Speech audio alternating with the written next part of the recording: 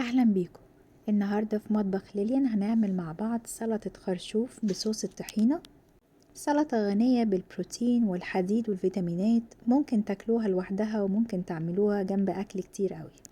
المكون الأساسي هو الخرشوف. أنا عندي هنا خرشوف معلب، لو عندكم فريش يبقى أحسن. نجيبه نسلقه ونقطعه.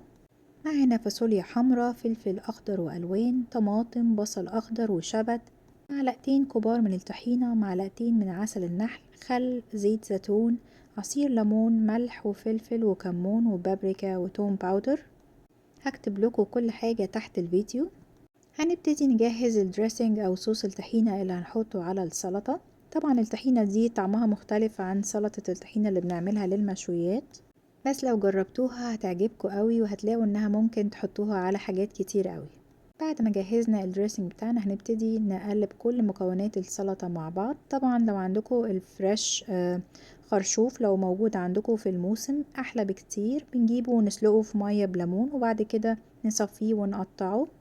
كده السلطة بتاعتنا اتقلبت كويس مع الدريسنج.